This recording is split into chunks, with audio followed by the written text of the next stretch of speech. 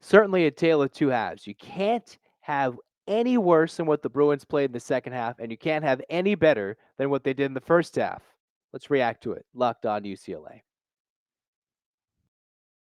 You are Locked On UCLA, your daily podcast on the UCLA Bruins. Part of the Locked On Podcast Network, your team every day.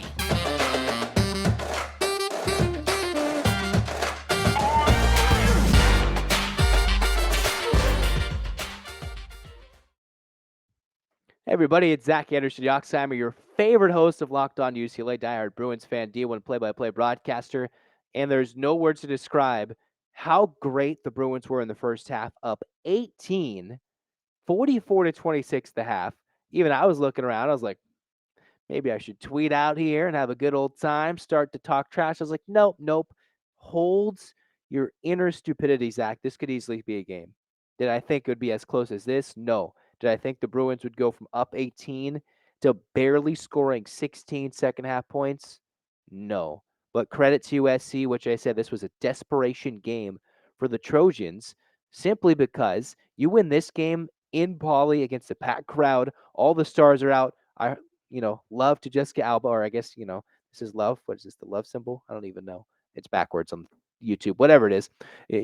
My celebrity crush, Jessica Alba there, maybe left at halftime, I heard. Either way, doesn't matter.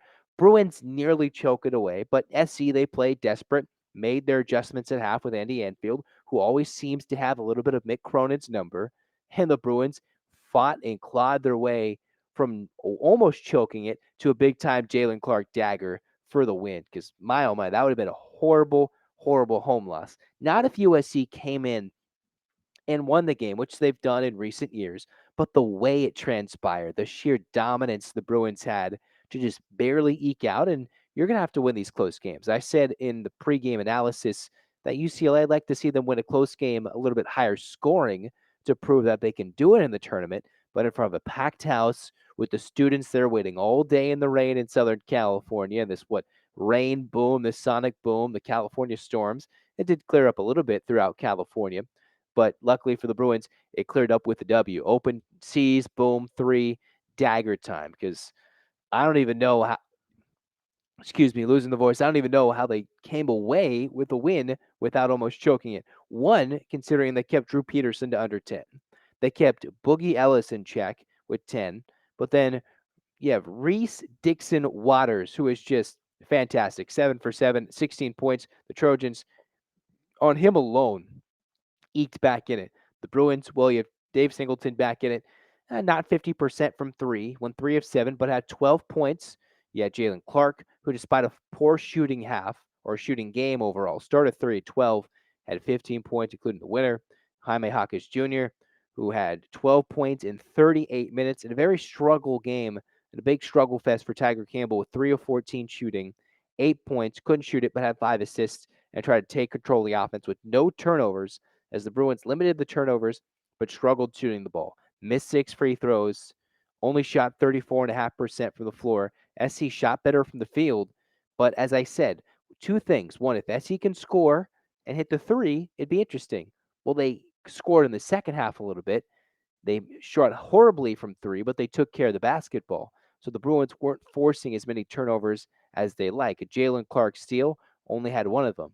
A Dembona, as some might say, the most fantastic block of the season in the hustle effort. That's the effort that Mick Cronin likes when it comes to his players coming back and being emphatic, hustling back on the defensive end. And hey, the Bruins won by 2. Was that the defensive play that won it? There's just those types of things that set the standard for a Mick Cronin-led team to win these games. And you could see, hey, even Arizona at home against Washington barely eked it out. Gonzaga on the road at San Francisco, who I didn't even think was honestly a tournament team when I saw them in person. Gonzaga had to go eke it out at San Francisco, who they've beaten 25 times in a row. Those are just West Coast teams, West Coast powers the Bruins have to leapfrog when it comes to earning a 1 seed in the West, let alone positioning themselves for that 2 seed in the Midwest, I believe, which can allow them to play those first round games in Sacramento, at least for rounds 1 and rounds 2. The Bruins have now won, 11 in a row.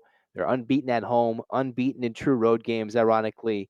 And, When they don't allow teams to score 70, the Bruins seem almost unbeatable, although tonight they seem very beatable, 5-0. The Bruins tend to go in some weird lulls that are very surprising, very shaky, and despite all these numbers in the Ken Palm, which is why, Mick Cronin, the most recent media availability, had said, hey, Ken Palm, it is what it is. And for me, the Bruins can kind of be a little bit slump. They can slump a little bit. They can be a little quiet offensively at times. They can get stunned by a team's run, which is why SC came out and smacked them, right? You had in that second half before the Bruins won.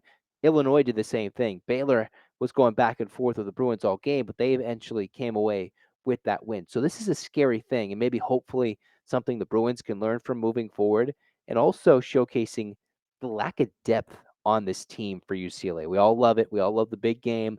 Everybody showing out, from Baron Davis, from Russell Westbrook, from every star you could see at the court, sitting courtside in Pauley Pavilion, which it should be, right? There should be stars. Whether teams are playing well down in downtown LA, well, UCLA is the premier basketball squad at the moment, right? The premier program, college basketball, all that. They should be selling out these games, rewarding the students for coming out and sitting in the rain the whole time as the Bruins win this game. But again, you look at the minutes of the guys who came off the bench. Kenneth Nuba, 7 minutes, no points. Dylan Andrews hit a 12 minutes, 3 points. Will McClendon, 7 points off the bench, 2 minutes. No Bramo Zanka, nobody else other than that.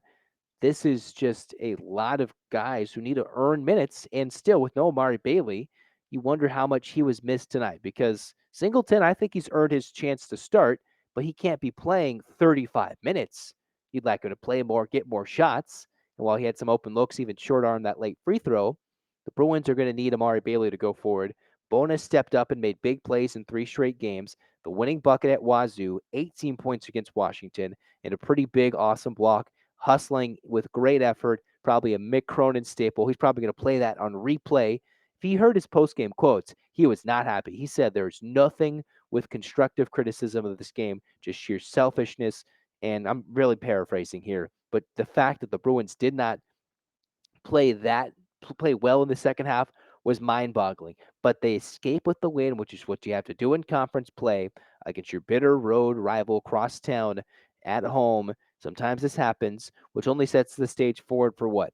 2 Arizona games, even more scrappy teams coming in. Utah, Colorado, got to go play Arizona State on the road, and then you go to Arizona, which is the one everybody circled, what could very well be a 1 versus 8, 5, whatever how the things shake out.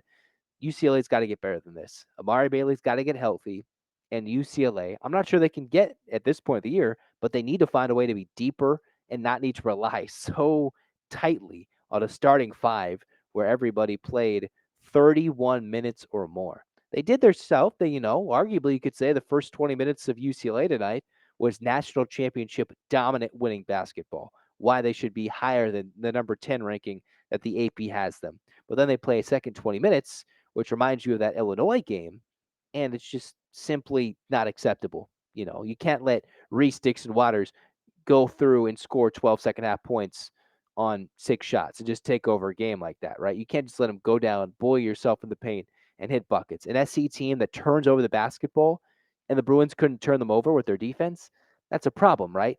The UCLA's got to be better. While they did lock down Drew Peterson, who talked his trash, hit a 3 and got called for a technical, kept Boogie Ellis in check. They've got to find ways to be more balanced offensively and consistent for 40 minutes, because they let Kentucky back in the game. While they blew out Maryland, they let Kentucky back in the game. They let Illinois steal it. These are games the Bruins are going to have to win and not go through lulls, the word I've been looking for, lulls offensively, like they've done so far time and time again this year, especially in close games. They're going to drop one coming up in Pac-12 play. Zero chance in my mind they go undefeated, and you could say it's as simple as going to Arizona. Maybe they get crazy and they sweep them, but they drop one to some other team that's so frustrating. They could easily go lose their next game at home with a week off, despite Mick Cronin yelling at them probably for a week. Maybe a healthy Amari Bailey. Still don't know his availability as of yet with the recording of this podcast, but UCLA must get better. They showed a lot of good. They also showed ways of how they are very beatable and could get upset early in a Pac-12 tournament, in an NCAA tournament, why they could frustratingly lose some very winnable games in Pac-12 play by simply losing the ability to score in key moments of the game for long stretches at a time. And you don't want to rely on just 5 guys and beat them down all season long, only to be so tired come March that you get shocked in the first or second round. You know, they have the capability of going deep. I think that's pretty proven. But again, to win 6 games in March, 9 games, 10 games, depending on where you're slotted in the Pac-12 tournament, to win those games, these are the games you got to win. The heart, the grit, the tenacity, just you got to win games. Sometimes it ain't going to look pretty. You just need to win games. And while the Bruins got it, they got their dagger 3, they sent everybody home happy. You can see again, Gonzaga scrapped one out on the road tonight. Arizona gets Washington, who the Bruins beat down tonight. Purdue, who's still the number 1 team in the country, coming off a heartbreaking loss against Rutgers at home. They barely beat Ohio State. So this isn't a new thing. 4 of the teams who were in the top 10 this very evening went down to the wire. 3 of those matchups came to teams that were unranked, and it was 1-possession games. Of course, USC, you could argue, is potential, depending on if they play their highest potential, to be close to a top 25 team. They haven't shown that this year, but could be a tournament team. Washington, there's so many things that can go wrong that this was one of those nights. This was almost upset heavy, just without the upsets. Unlike that day last year in the 21-22 season, where we saw so many premium upsets. I forget, what was the day? When St. Mary's knocked off Gonzaga, so on and so on, like 1 through 5 lost. This was almost like that type of night. Just none of the Cinderellas, none of the underdogs, they did not win tonight. And the Bruins are lucky, grateful that they won. And they got to showcase more of the first 20 minutes of that game, as opposed to having to grind through a big time SC comeback where they were down 18 at the half, led with 30 seconds left. And the Bruins had to survive 2 defensive possessions in the final 20 seconds to survive and make sure that game, 1, was not won by SC in regulation, and 2, did not go into overtime. Blessed are the Bruins for winning this game because, gosh, oh my goodness. You want the fans to come back. You want them to be happy, enjoyable, and ready to go. If they sit all day in muggy, terrible weather to sit out and sell out Pauley Pavilion, you have to win that game, and the Bruins did. God forbid. Good Lord. Go Bruins. Beat SC. That's always how it is. You beat SC, you knock them out, you kick little brother in basketball, kick him to the side. Mark Culkin, go shut up. Goodbye. Blah, blah, blah. That's Locked On UC coach. Blah, blah, blah. Get out of here. Go Bruins. That's how you do it. They eked out the win. There's no other way to say they eked it out and barely held on. A proud first effort, a proud effort that they were able to win it late, but still you don't need to be fully concerned, but there's still things to work on moving forward. And Amari Bailey, get healthy. The Bruins need you, and they need you not just healthy, but really, really good and spectacular moving forward into the end of winter, into early spring come March, because the Bruins desperately need a healthy, fantastic Amari Bailey defensively, offensively, and all that moving forward. Even if he comes off the bench, whatever it does, it just lengthens the rotation, which clearly was very weak beyond the starting 5, maybe a couple of minutes from Dylan Andrews. It just wasn't there here this evening against USC. But the Bruins got the win. Be excited. UCLA fans, get ready for that A-clap. But not before we tell you about one BetOnline. Yes, got the ad time now, right? BetOnline is your number 1 source for all your sports betting information. They've got it all from amateur league, professional leagues, college bowl season wrapping up, national championship game coming up. They got it all at betonline.net. If you love sports podcasts, you can find those at BetOnline as well. They got the fastest and easiest way to get all your betting information. Head to the website today or use your mobile device to learn more. BetOnline, where the game starts. And also, let me tell you, go chew on your Victory protein bar. That's right. If you're looking for a delicious treat, but don't want all the fat and the calories, then you want to try a Built Bar, right? Over the holidays, I found myself gaining like 10 to 15 pounds since I'm sitting on my butt like a bum watching all these games. You want a good treat, protein bars. I'm sitting there, I'm traveling on the road for these good old college basketball games. I got to broadcast, got to eat a Built Bar. Ooh, good old little protein bar.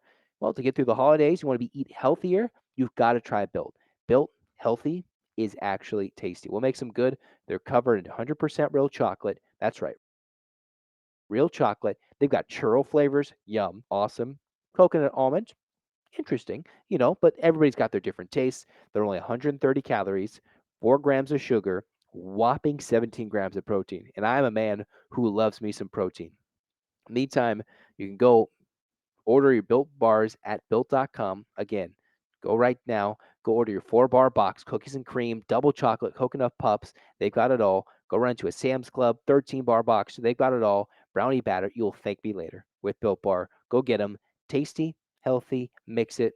That's good. Real chocolate. Just like a real UCLA dub against USC. Suck it. Go Bruins. Thank the Lord. Got the dub. 8 clap time, baby. No more wasting time. And 1, 2, 3, 4, 5, 6, 7, 8. UCLA. UCLA. Fight, fight, fight. That's right. Excited. Go rock and roll. Go Bruins. Go Bruins. Beat SC. This has been the reaction to UCLA beating SC. Go Bruins.